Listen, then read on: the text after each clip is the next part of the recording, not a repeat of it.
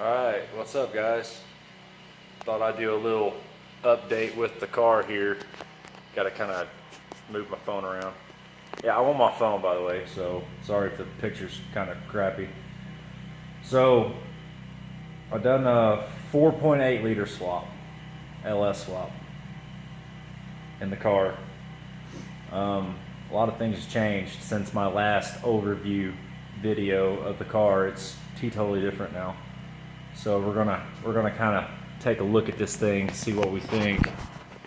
So what I've done is I've put the 4.8 in it. Of course, it's not exactly, it's not exactly rocket science. It's just stab the damn thing in there and there you go. 475 turbo. That is a Borg Warner 475 turbo, and big choo-choo boy. It's got the hot side. I just kind of hacked the hot side together. It's not really all that great. First time ever doing something like this, so I got something in my eye. Got manual brakes. It's got a manual brake on it now. Of course, this is what I'm going to be running.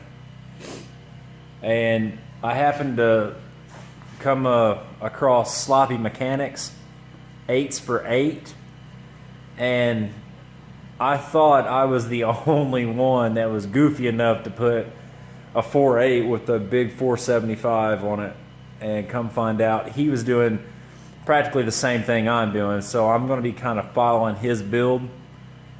And Matt, if you watch this thing, dude, trust me, I'm watching every video on that car. This is what I want to do. And but there's one thing: I don't want to cut my car up. I don't want to cut any of the inner structures to fit the turbo, so that's why the turbo sits right here. I'd much rather shove the radiator in the damn trunk of the car than to try to put it up front. So that's what I'm going to do with that. And instead of putting a radiator up front, it's actually going to be tucked up in the trunk pan of the car back here, up underneath the fuel cell. It's kind of what my plan is. So yeah, and of course I got the Scott rod panels going on. And this car had major rust in the frame section up underneath here. We'll kind of show you that. It had some major rust spots right in here.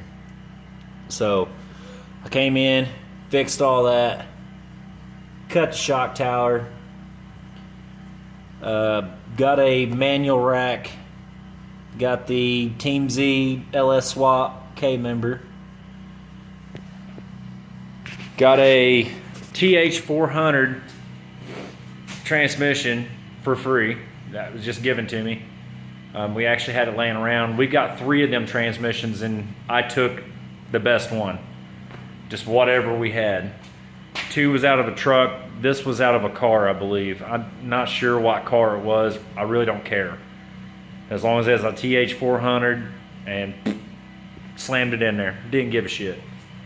So yeah. Right now I've got the factory fuel rails on it and factory injectors. I most likely will be changing them out to the Snake Eater 210s, just like what Matt done. That was my plan from the get-go before I even got his, saw his videos on these cars. So that's kind of where I'm at on that. I've got the wiring harness. I'm using a factory wiring harness.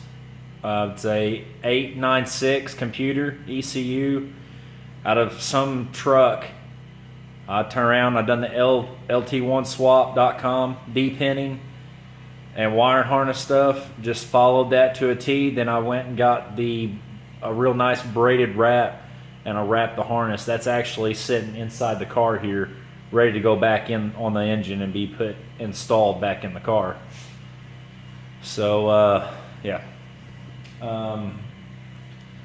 Fuel pumps. What we're going to do with the fuel pump, we're going to go ahead and put a fuel cell in this car. It's going to have a 10-gallon just aluminum fuel cell. I really don't know what brand it's going to be. Who knows? Whatever fits. I don't care. It will have a 4303 pump going in it, and that's it. So, yeah, it's getting there. So, yeah. I'm actually fixing to start working on the cold side of the car because I have to. How about I just show you? All right. Yeah. Let me get my big pawl out of the way. So where the outlet is right here, it's actually going to swing out and then come around this direction right here. And then I'll wrap it around here and it'll come back through here into the intercooler and intercooler to the engine, and we'll put our bob on there. And yeah. So I've got the flange ordered for the outlet of this thing on the compressor outlet. I've got that ordered. That should be here maybe Monday. I've got pretty much all the piping here. That's the only thing I'm waiting on.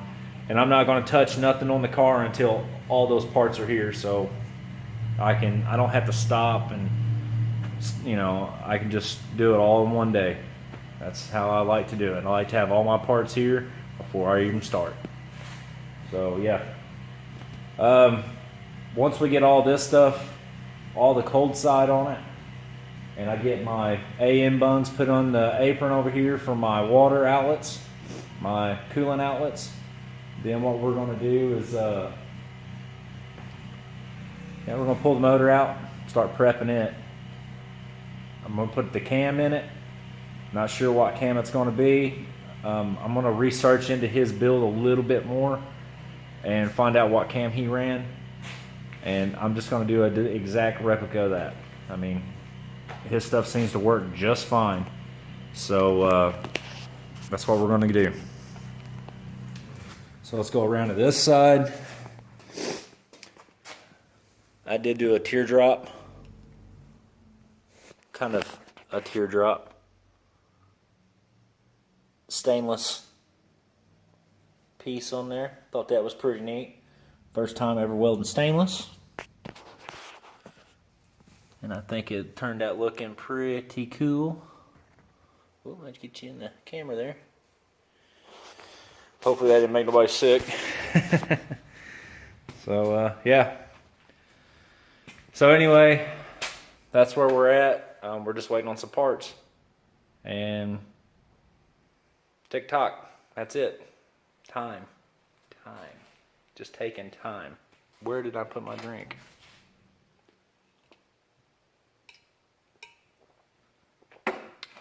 So, yeah.